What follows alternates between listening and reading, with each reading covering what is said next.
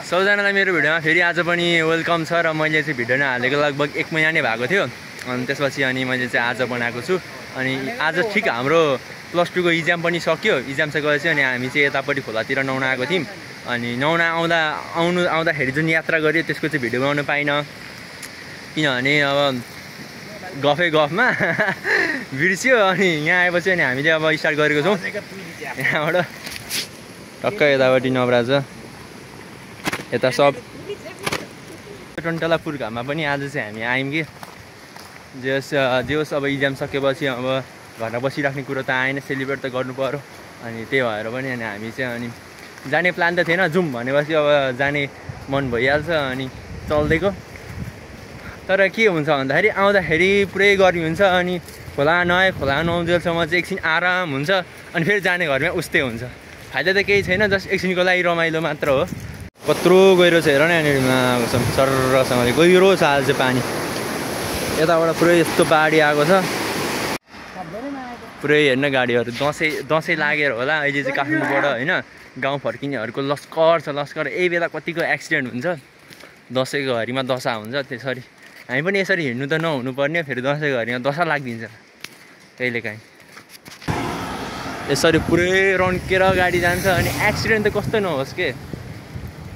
अनि त्यहीँ अब एक्सिडेन्ट हुने ठाउँ भनेको चाहिँ अलिक यहाँबाट अलिक पर छ त्यो घुम्तीमा चाहिँ प्रायः एक्सिडेन्ट धेरै भइरहेको हुन्छ एक्सिडेन्ट अस्ति पनि भएको थियो अस्ति चाहिँ के भएको थियो भन्दाखेरि एउटा ट्रक होला ट्रकमै होइन त्यो उता ल्याएको त्यो एक्सट्रिमको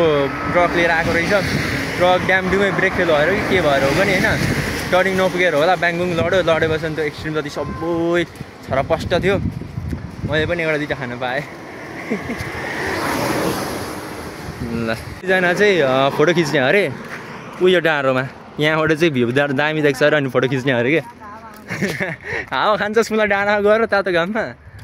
फोटो खिच्नलाई अनि अब यस्तो यो डाँडो यो उकालो चढ्ने भयो अब टक्क सर यहाँदेखि चाहिँ अनि मेरो घर चाहिँ लगभग 5-6 किलोमिटर टाढा छ हामी चाहिँ यहाँदेखि यहाँसम्म ननस्टप पाउँथ्यौँ कि अब चाहिँ 1 हप्ता भइसक्यो अब त खोइ रनिङ पनि छ कि छैन अब आइतबारदेखि सुरु गर्ने हो अनि केटाहरू चाहिँ पाहाड मस्त पाहाड उक्लेर कस्तो अनुभव भइरहेछ सरसँगले अनि मधेसको मान्छेलाई अनि अब डाँडो उक्लिन लगाएपछि के फाइदा हो त यसरी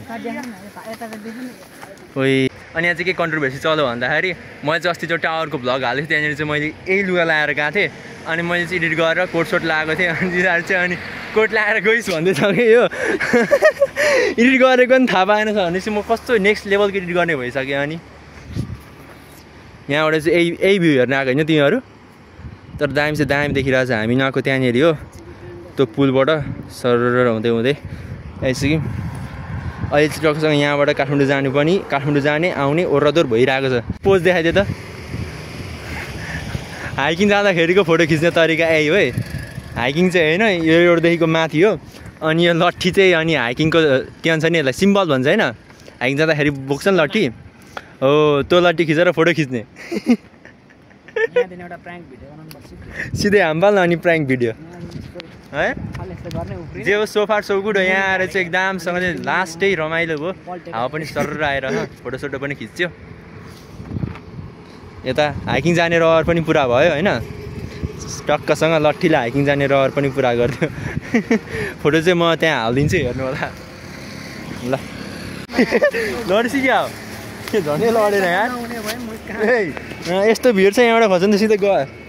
आजको भिडियोमा चाहिँ तपाईँहरूलाई धेरै पनि मैले बनाइनँ ठिक्क बनाएँ किनभने मैले धेरै भाषा नबनाएको र त्यही हो हेर्दै गर्नु होला अब चाहिँ भ्लगहरूमा आउँदै गर्छ किनभने छुट्टी छ and video like comment share गर्नु चाहिँ नबिर्सिनु होला and thanks for watching my video अब अर्को भिडियोमा भेटौँला